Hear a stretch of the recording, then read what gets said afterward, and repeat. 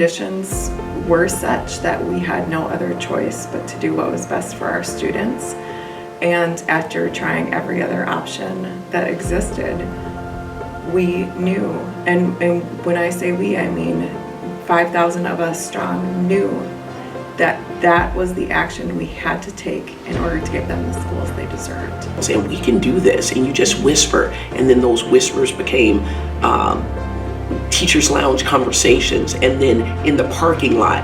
And then I was like, well, if we're having these conversations, these other schools have to be having these conversations. And those whispers became shouts. We're ready. We're ready. Being a unionized worker is a privilege that I hold dear, and I think that getting our members to understand that too, because I think sometimes people don't realize that it's not just given. We don't inherently get some of these things. We have to fight, and we have to fight together.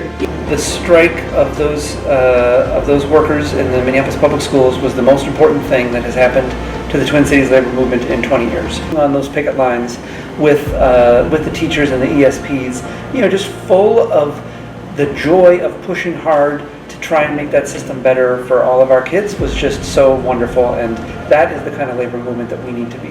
One that is full of joy, one that is full of vision, and one that is not afraid to push. We're not perfect, but we have held each other through the whole entire strike. I have personally heard from teachers that have said, I am on the line for my ESPs, and I'm out here so that you guys can get paid a decent, livable wage. And that touched my heart. Was allowed an openness between chapters and a solidarity that's not just in mouth honor. We're actually attempting to go beyond where we were before. We have people working here all summer doing things. We have more stewards than ever before. We have a 45-person bargaining team.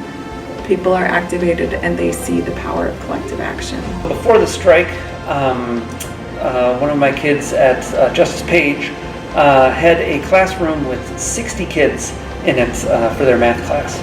And, again, taking a stand to help push our education system to be better, it's not an easy path. The thing is, we can't push through them if we don't have hope and if we don't have unity. And that strike, it didn't solve every dynamic that is out there, but it did plant a flag. The teachers and parents together, when they are in motion, are the only force that can actually start to fix some of these dynamics.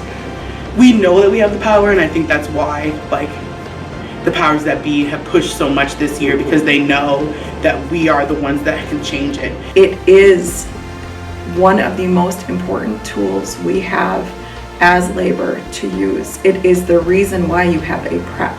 It is the reason why you have a lunch. It is the reason why we have all of the laws, because people took that action to withhold their work at some point.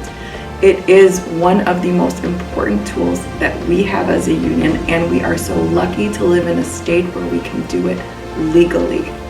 It is imperative that you flex that muscle, and if nothing else, that you are ready to do it if you have to, because otherwise we will continue the dismantling of public education, and our students are the ones who suffer, which in turn our entire state suffers.